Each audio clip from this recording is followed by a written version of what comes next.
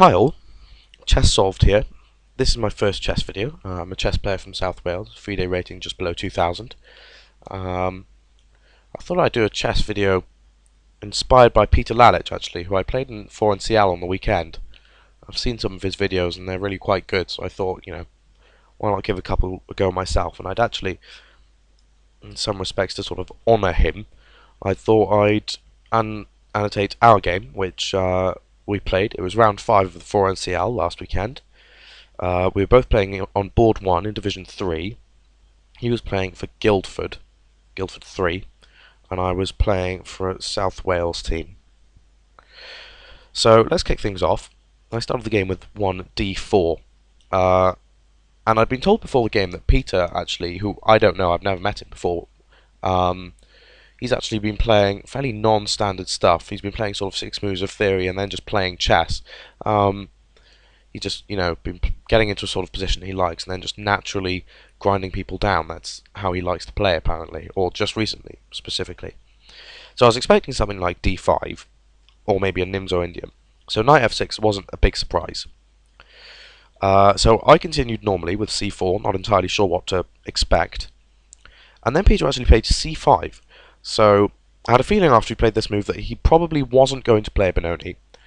Peter's 2200 or higher, actually. I'm not entirely sure exactly what his rating is.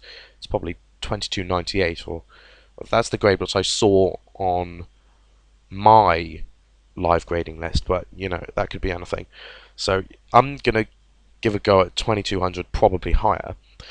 And I wasn't expecting him to play a Benoni because most people of that grade actually know that the Benoni's are in fairly serious theoretical trouble at the moment.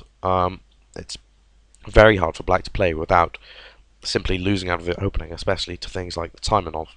So after I played d5, I was expecting b5, so obviously no surprise, with the Benko Gambit. So here I thought for a second, I thought, well, apparently Peter's been playing non-standard stuff, so what he'll probably want is a Benko Gambit accepted, which is actually, it's quite natural for black to play. It's nothing too difficult to sort of guess at the theory. He might not play the most critical moves, but he'll certainly he'll probably get a position which he likes. So I played cb5, but after a6, I actually played b6, which is the Benko declined. It certainly, I think, is a very good play to play against it. It's no sort of concession. It's said by some top players to actually be the best way to deal with the Benko.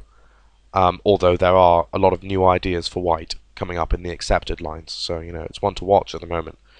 After b6, Peter didn't take the pawn immediately. Actually, the trendiest way to play against the Benko Gambit declined for black is to actually just fianchetto this bishop, play d6, and then play knight over to d7, and then to take this pawn like that with the knight. Which, it's one way of playing. I think it's probably the best way for black to go. So after d6, that's the sort of thing that I was expecting. So I played knight c3, which is the most natural move. But then black surprised me a little bit with just queen takes b6, which, I mean, it's probably not the best move. I mean, I wouldn't say that it's wrong, so to speak, but I think it's not the most critical, and it certainly gives white a comfortable game.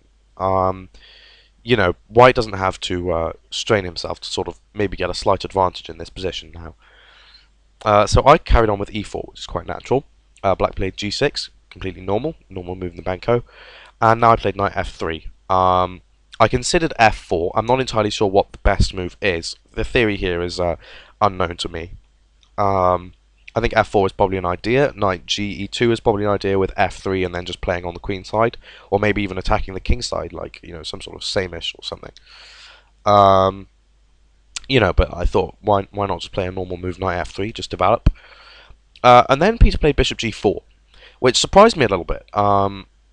It's not a move that you often see in this sort of position. So while I was looking at it, I thought, that looks quite effective. It's quite a nice pin, actually, and I don't really want to swap off my f3 knight for that bishop. That's a good knight, and it's going to come to c4 later, so I don't want to swap that off. So I was trying to solve a few problems here, and I eventually came up with queen a4 check, which I think does just almost refute the idea of bishop g4. The problem is, if black tries to play knight bd7 here, or even knight fd7, then white will just play knight d2, with this idea of playing f3 and just trapping the bishop, and this is actually very, very uncomfortable for black now. He might even be lost immediately. He has to play kind of like either g5 or bishop h5 just to avoid losing on the spot. So, you know, it's not very good. Knight bd7 or knight fd7, because it's pinned, the knight can't move to make way for the bishop. It almost loses. So he has to block with the bishop. He has to play bishop d7, and now I play queen c2, which I think is okay. It's probably not the best move. According to Fritz, best is actually queen b3, which in the game I dismissed out of hand. I'd assumed that having doubled isolated pawns on a semi-open b-file is not very good, but actually if you start looking a bit deeper, it's not that bad for white, and actually it's quite good to get the queens off. You'll just be a pawn up, and your pressure on this a pawn is very, very strong. And another point is that it's very hard for black to untangle. Black does have a couple of moves to make. He has bishop g7 and castles. That's going to be his first port of call. But after that, it's very hard for black to kind of unravel on the queen side. I mean, one idea is to kind of play a5 and knight a6. In fact, that's probably the only idea. Black may also play sort of bishop c8 or knight d7. That's, you know, another way of going. But, you know, these things take time. And if black plays the bishop c8 idea, then he's just going to be incredibly passive. And if he plays the a5 idea, then white can actually pick on that pawn.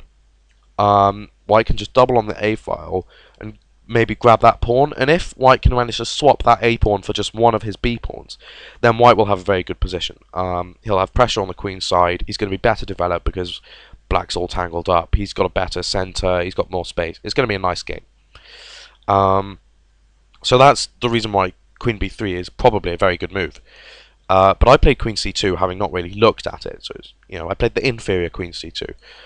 But you know, I think I've still got a reasonable position here.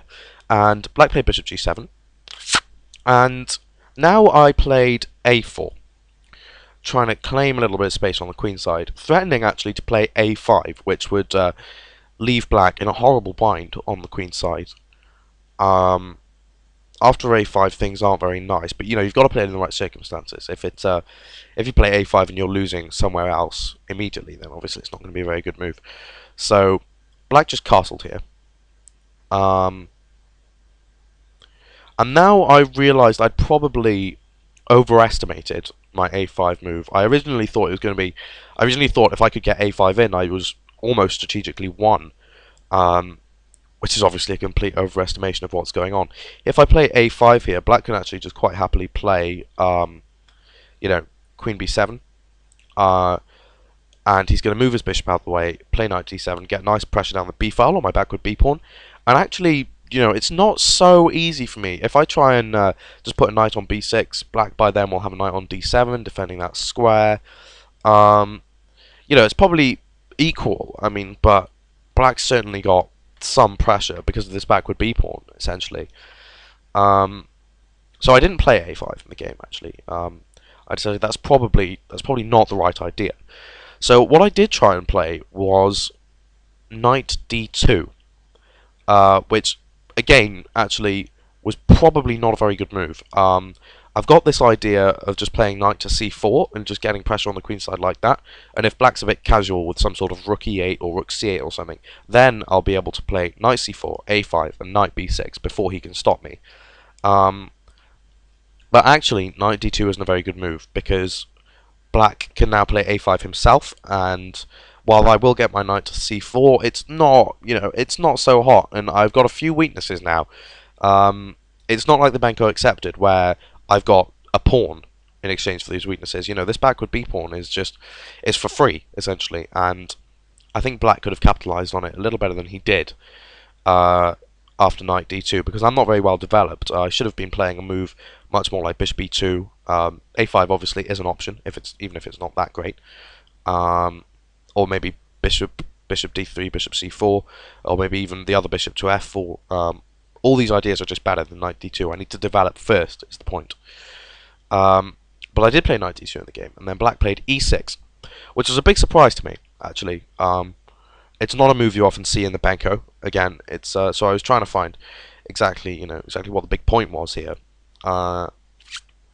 He's obviously he's seen that I'm underdeveloped, and he's trying to bust the centre open so that he can attack me. But actually, it's not that uncomfortable for me. If he, all these checks don't really do anything on the e file here. I'll just play bishop e2 like this, and nothing's going on really. My knight's defending the bishop. I can just castle. I'll get knight c4. It's not that bad. It's pretty standard stuff. So after e6, I was quite happy. I just played knight c4, so I think it's natural. It's probably, again, not the best move, but just following up with my original idea. There's no, got to stay committed to these things. I was expecting queen c7, maybe queen d8. Obviously knight takes d6 after queen d8 is just not going to be a very good move. It's just total nonsense, really. It's too many discovered attacks. This knight's awkward. Black's got all sorts of options here. It's just not a very good move. But after knight c4, Peter surprised me again, but this time in a slightly more extreme sense with queen b7. And originally, looking at this move, I thought it was a catastrophic blunder. I thought Peter had gotten distracted with something and literally just left the d6 pawn hanging. But on further investigation, it's actually a very clever pawn sacrifice. As far as I'm concerned, and my analysis of the game so far, which I did with Peter after the game and I've done before making this video, would suggest that the pawn sack isn't sound, but it's certainly dangerous. And followed up correctly, I think Peter could have made a lot more of it than he did in the game.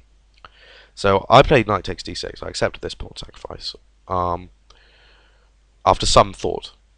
Peter had spent about 20 minutes thinking about it, and I spent about the same amount of time trying to work out exactly what was going on.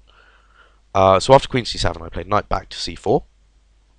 And now Peter opens the centre with e takes d, and I must recapture with e takes d. So the idea is that obviously my king's still in the centre, I'm underdeveloped, Peter is trying to smash me, and he's trying to catch my king before I can sort my pieces out.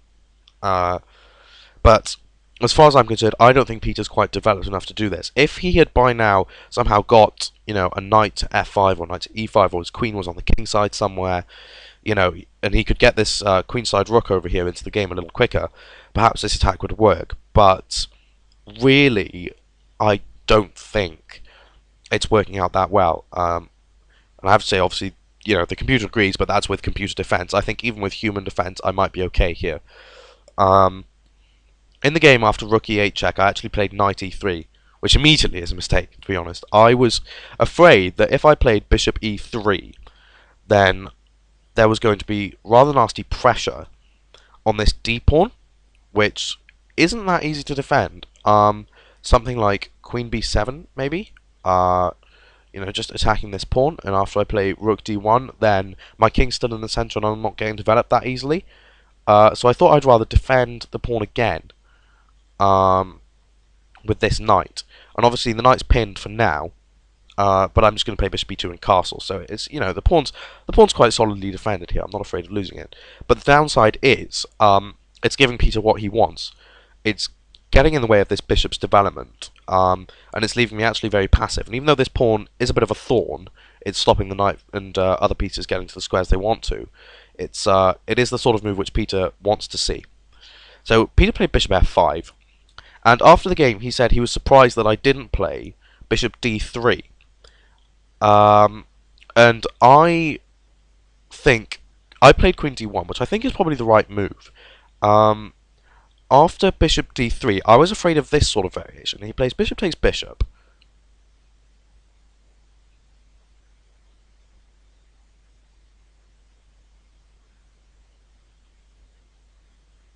Sorry, technical difficulties there.